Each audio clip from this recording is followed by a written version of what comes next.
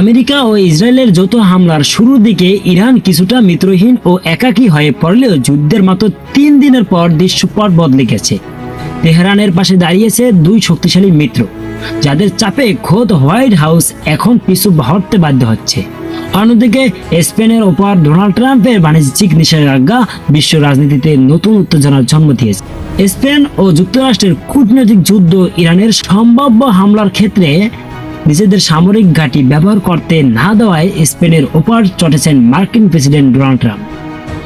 তিনি স্পেনের সঙ্গে সব ধরনের বাণিজ্যিক সম্পর্ক ছিন্ন করার ঘোষণা করেছেন।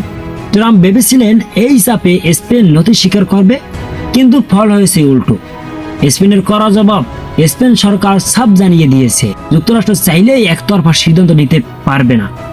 তাদের আন্তর্জাতিক আইন ও ইউরোপীয় সংঘের দ্বিপাক্ষিক বাণিজ্য চুক্তি মেনে চলতে হবে।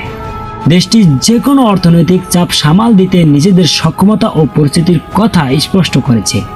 রাজনৈতিক বিশ্লেষকরা ট্রাম্পের এই পদক্ষেপকে তার হটকারী সিদ্ধান্তের প্রতিফলন হিসেবে দেখছেন। স্পেনের প্রধানমন্ত্রী পেদ্রো সানচেজ যুক্তরাষ্ট্র ও ইসরায়েলের এই সাময়িক পদক্ষেপকে একতরফা আখ্যা দিয়ে তীব্র সমালোচনা করেছেন। উত্তর কোরিয়ার হুমকি ও নতুন সমীকরণ স্পেনের পাশাপাশি ইরানের প্রতি প্রকাশ্য সমর্থন জানিয়েছেন উত্তর কোরিয়ার নেতা কিম জং উন।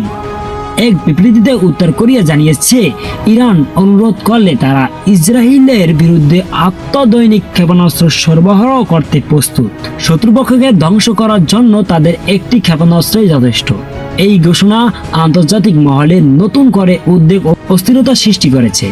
ক্ষয়ক্ষতির খতিয়ান টানা 5 দিন ধরে চলা পাল্টাপাল্টি হামলায় গোটা মধ্যপ্রাচ্য এখন এক বিশাল যুদ্ধক্ষেত্র। ইরান, লেবানন, ইসরায়েল থেকে শুরু করে সৌদি আরব, কাতার ও কুয়েত পর্যন্ত এই উত্তাপ ছড়িয়ে পড়েছে। ইসরায়েল ইরানের রাষ্ট্রপতি ভবন এবং অন্তর্বর্তীকালীন পরিষদের সদস্যদের লক্ষ্য করে বিমান হামলা চালিয়েছে। পাশাপাশি লেবাননে হিজবুল্লাহর বিরুদ্ধে অভিযান জোরদার করেছে। ইরানের ওপর হামলার প্রতিবাদে পাকিস্তান, ভারত ও ফিলিপাইনে ব্যাপক গণবিক্ষোভ শুরু হয়েছে। করাচি, ইসলামাবাদ, নয়াদিল্লি এবং ম্যানিলায় মার্কিন ও ইসরায়েলের বিরোধী স্লোগান রাজপথে উত্তাল হয়ে উঠেছে। দীর্ঘমেয়াদী যুদ্ধের ব্যয় ও অনিশ্চয়তা প্রেসিডেন্ট ট্রাম্প ইঙ্গিত দিয়েছেন যে এই অভিযান 4 থেকে 5 সপ্তাহ স্থায়ী হতে পারে। তবে এই দীর্ঘমেয়াদী যুদ্ধের আর্থিক বোঝা নিয়ে খোদ আমেরিকাতেই প্রশ্ন উঠেছে। ইসরায়েলকে সামরিক সহায়তা 21.7 বিলিয়ন, সংঘাত সংশ্লিষ্ট মোট মার্কিন ব্যয় 31.35 পরমাণু কর্মসূচি নিয়ে কূটনৈতিক আলোচনার মাঝেই এই যুদ্ধ যুক্তরাষ্ট্র ও ইসরায়েলের ব্যাপক প্রাণহানি ও আর্থিক ক্ষতি ডেকে আনছে।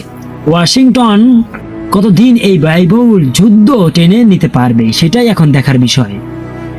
ইরানের এই কঠিন সময়ে স্পেনের সাহসী অবস্থান এবং উত্তর কোরিয়ার সরাসরি সমর্থন যুদ্ধের মোড় ঘুরিয়ে দিতে পারে। সুপ্রিয় দর্শক, আপনার পাশে দাঁড়ানোয় আপনি স্পেনের প্রতি কতটা খুশি তা আমাদের কমেন্ট বক্সে অবশ্যই জানাতে ভুলবেন না। ভিডিওটি ভালো লাগলে লাইক দিন এবং আমাদের চ্যানেলটি সাবস্ক্রাইব করে আমার পাশে থাকুন। ধন্যবাদ।